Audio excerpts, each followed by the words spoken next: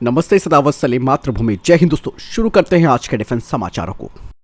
पहली अपडेट की बात करते हैं तो वो लाइन ऑफ एक्चुअल कंट्रोल को लेकर आ रही है। दरअसल दोस्तों, गलवान घाटी पर भारत ने अपनी चौकसी को और ज़्यादा बढ़ा दिया है और गलवान घाटी के पास तैनात भारतीय सेना के फॉर्मेशन ने घोड़ों और खच्चरों पर LAC के पास के क्षेत्रों का सर्वेक्षण भी किया है। इस दौरान भारतीय सेना ने पैंगोंग झील पर हाफ मैराथन जैसी गतिविधियां भी की है। और कल के डिफेंस अपडेट में मैंने आपको बताया भी था कि भारतीय सेना के जवानों ने कल गलवान घाटी के पास क्रिकेट भी खेला था। दोस्तों, भारत यहाँ पर लगातार चीन के साथ किसी भी तरीके का कॉम्प्रोमाइज नहीं करना चाहता है और चीजें यहाँ पर साफ हो जाती हैं। अभी तो फिलहाल ये जो फॉर्मेशन है वो घोड़ों और खच्चरों से किया जा रहा है, लेकिन आने वाले समय में इनकी जगह रोबोट्स और ड्रोन्स भी लेंगे। और यही नहीं, इसके अलावा जो जेट पैक सूट है वो भी इस तरीके की निगरानी करेगा लाइन ऑफ एक्चुअल कंट्रोल पर, जिसके लिए भारत बाकायदा ऑर्डर भी दे चुका है। बढ़ते हैं अगले अपडेट की तरफ। दोस्तों, भारत के CDS जनरल अनिल चौहान ने रशिया और यूक्रेन युद्ध के संबंध में काफ़ी महत्वपूर्ण बातें उन्होंने कहा कि यूक्रेन में जारी जंग से भारतीय सशस्त्र बल अब ये सब सीख सकते हैं कि उन्हें हथियारों और सैन्य उपकरणों की आपूर्ति के लिए अन्य देशों पर निर्भर नहीं रहना चाहिए। रायसीना डायलॉग की बैठक में जनरल चौहान ने कहा कि रक्षा के क्षेत्र में आत्मनिर्भरता को सुनिश्चित करने के लिए भारत सरकार की पहल बड़ी संख्या में प्रमुख उपकरणों और हथियार प्रणालियों का उत्पादन करने का विकल्प प्रदान कर रही है। इसीलिए भारत को आत्मनिर्भर होने की सख्त जरूरत है, क्योंकि आने वाले दौर में भारत दूसरे देशों से आने वाली आपूर्ति पर निर्भर नहीं रह सकता है। उन्होंने बताया कि हम संघर्ष से यही एक बड़ा सबक सीखते हैं। बढ़ते अगले अपडेट की तरफ। दोस्तों, एरो इंजन तकनीक में भारत काफी तेजी से पकड़ बना रहा है और ये बात कही है ऑस्ट्रेलियाई थिंक टैंक ने। ऑस्ट्रेलियन स्ट्रैटेजिक पॉलिसी इंस्टीट्यूट ने अपने क्रिटिकल टेक ट्रैकर में कहा है कि भारत उन्नत विमान इंजनों के विकास में तेजी से पकड़ बना रहा है, जिसमें कि हाइपरसोनिक, भविष्य की खुफिया क्षमता, आर्टिफिशियल इंटेलिजेंस और ड्रोन शामिल है। आपको बता दें कि ऑस्ट्रेलियन थिंक टैंक ने भारत को एडवांस एयरक्राफ्ट इंजन में तीसरा स्थान दिया है और ड्रोन और स्वामिंग और रोबोटिक्स श्रेणी में भारत को चौथा स्थान दिया है। यही नहीं दोस्तों, भारत को एडवांस कंपोजिट मटेरियल्स में दूसरा स्थान दिया गया है। रिपोर्ट में दावा ये किया गया है कि भारत की 5G तकनीक, सेमीकंडक्टर्स, आर्टिफिशियल इंटेलिजेंस और अन्य अत्याधुनिक तकनीकें जैसे कि क्वांटम कंप्यूटिंग, साइबर सुरक्षा और अंतरिक्ष टेक्नोलॉजी जैसी महत्वपूर्ण तकनीकों में भारत महत्वपूर्ण प्रगति कर रहा है। बढ़ते हैं नेक्स्ट अपडेट की तरफ। दोस्तों, कुछ खबरें सामने आई हैं जिसमें यह कहा जा रहा है कि भारत ने म्यांमार को 20 तोप बैरल बेची हैं। एक रिपोर्ट सामने आई है जिसमें कहा जा रहा है कि भारत की स्टेट ऑन आर्म मैन्युफैक्चरर यानी कि राज्य के स्वामित्व वाली फर्म ने सैन्य शासित म्यांमार में तोपखाने की बैरल भेज दिए हैं। कहा यह जा रहा है कि अक्टूबर में भारत की तरफ से हथियार निर्माता यंत्रा इंडिया लिमिटेड ने म्यांमार को 122 मिलीमीटर के 20 बंदूक बैरल भेजे हैं और इसकी अनुमानित लागत करीबन $330,000 थी। जस्टिस फॉर म्यांमार ने कहा कि बैरल का इस्तेमाल सेना के लिए तोपखाने बनाने के लिए किया जाता है। दोस्तों, यंत्रा India limited state of the art steel making facility में गन बैरल्स और अन्य कंपोनेंट्स को बनाती है आर्टिलरीज और टैंक गन्स के लिए। बढ़ते हैं नेक्स्ट अपडेट की तरफ। रक्षा मंत्री राजनाथ सिंह ने इजराइल के रक्षा मंत्री योआव गैलेंट के साथ बातचीत की है और कहा जा रहा है कि इजराइल और भारत एक दूसरे के महत्वपूर्ण रक्षा परियोजनाओं को बढ़ावा देंगे। दोनों ही रक्षा मंत्रियों ने सैन्य हार्डवेयर के साझे विकास से संबंधित प्रमुख परियोजनाओं पर चर्चा की। इजराइल के रक्षा मंत्री बनने के बाद योआव और राजनाथ सिंह के बीच ये पहली मुलाकात है।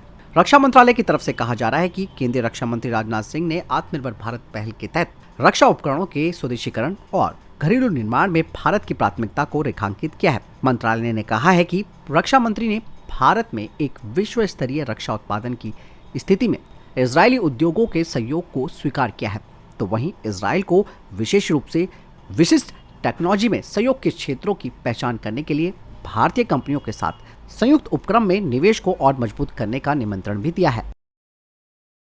बढ़ते अगले अपडेट की तरफ। दोस्तों, अब भारत में फाइटर जेट्स के लिए स्वदेशी रूप से इजेक्शन सीट्स बनने जा रही हैं और आपको मैं बताना चाहूंगा कि इंडियन एयरफोर्स अगले 20 सालों में 475 फाइटर जेट्स और करीबन 80 ट्रेनर्स एयरक्राफ्ट को खरीदेगी और स्वदेशी इजेक्शन सीट से HAL को फाइटर जेट के एक्सपोर्ट में भी कोई दिक्कतें नहीं आएंगी।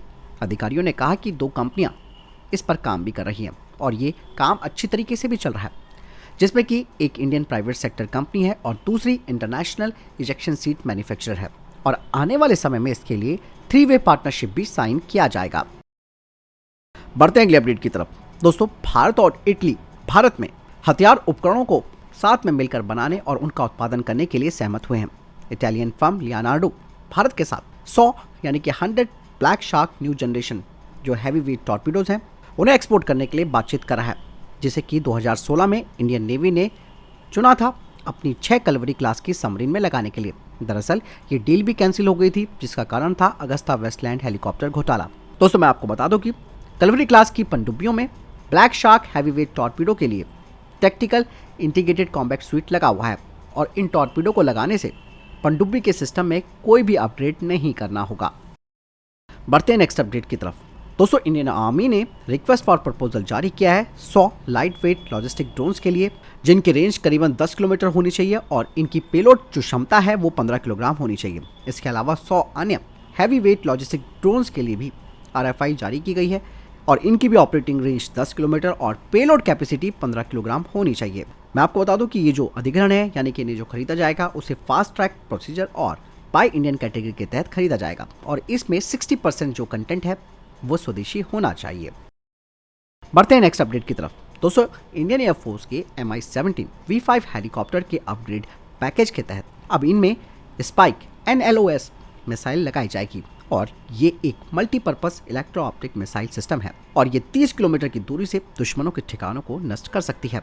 कुछ रिपोर्ट्स में कहा गया है कि स्पाइक NLOS को रुद्रा अटैक हेलीकॉप्टर और प्रचंड लाइट कॉम्बैट हेलीकॉप्टर में भी लगाया जाएगा। स्पाइक NLOS का सीकर और वायरलेस डेटा लिंक जो ऑपरेटर्स हैं उन्हें रियल टाइम वीडियो और फोटोज प्रदान करेगा। इसके अलावा ऑपरेटर के पास इस बात का भी विकल्प होगा कि मिशन के दौरान वो बीच में इसे रोक भी सकता है और इसे अंजाम भी दे सकता है।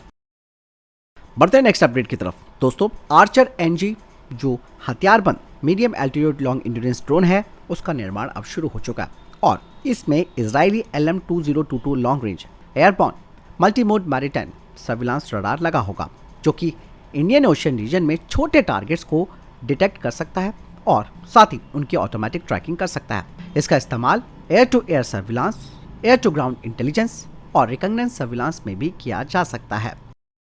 बढ़ते हैं नेक्स्ट अपडेट की तरफ। दोस्तों एयरबस डिफेंस ने भारतीय वायुसेना के पहले C295 MW एयरक्राफ्ट का इंजन रन जो टेस्ट है उसे सफलतापूर्वक पूरा कर लिया है और पहला एयरक्राफ्ट सितंबर 2023 में इंडियन एयरफोर्स को मिल जाएगा और जो 16 एयरक्राफ्ट हैं वो फ्लाईवे कंडीशन में अगस्त 2025 तक भारत को मिल जाएंगे और इसके अलावा जो 40 एयरक्राफ्ट हैं उन्हें भारत में टाटा एयरबस फैसिलिटी में तैयार किया जाएगा और पहला मेड इन इंडिया जो एयरक्राफ्ट है वो सितंबर 2026 से मिलने लगेगा।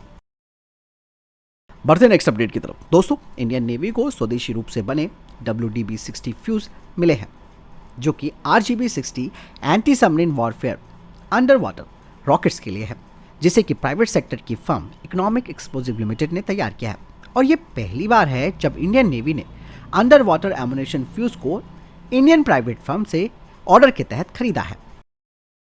बढ़ते नेक्स्ट अपडेट की तरफ जो कि रशिया और यूक्रेन युद्ध को लेकर आ रही है। रूस ने अब यूक्रेन के बुकमुट शहर को निशाना बनाया है। कुछ रिपोर्ट्स सामने आई हैं जिसमें कहा जा रहा है कि इस औद्योगिक शहर पर रूस ने कई तोपें दागी है। इससे कई इमारतें खंडर में बदल चुकी हैं। साथ ही रूसी सेना ने अब इस शहर को घेर लिया है। रूस की तरफ से कहा जा रहा है कि सड़कें अभी तक यूक्रेन की सेना के लिए खुली हुई थी, लेकिन अब इन्हें बंद कर दिया गया है। ये शहर अब खंडर में बदल चुका है। रॉयटर्स के मुताबिक बकमुत से पश्चिम की ओर जाने वाले रूट्स पर रूस ने गोलाबारी की है, जो शहरों के अंदर और बाहर यूक्रेनी सेना की पहुंच को रोकने के उद्देश्य से की गई है। हालांकि रूसी टैंक गोलाबारी में खोमोव शहर में एक पुल क्षतिग्रस्त भी हो गया है। कहा यह जा रहा है कि यूक्रेनी सेना अभी भी शहर छोड़ने के लिए तैयार नहीं है, जबकि रूसी सैनिकों का दखल यहां पर बढ़ता जा रहा है। इतना ही नहीं, रूस की सेना यहां क्षतिग्रस्त सड़कों की मरम्मत में भी जुटी हुई है। तो ये थे अभी तक के टॉप डिफेंस अपडेट्स। वीडियो के संबंध में कोई प्रश्न जवाब या आपका कोई सवाल है कमेंट सेक्शन में लिखकर जरूर पूछ सकते हैं। मिलता हूं नई जानकारी के साथ। ख्याल रखिएगा अपना, चैनल जरूर सब्सक्राइब कीजिएगा और शेयर भी कीजिएगा। जय हिंद, वंदे मातरम।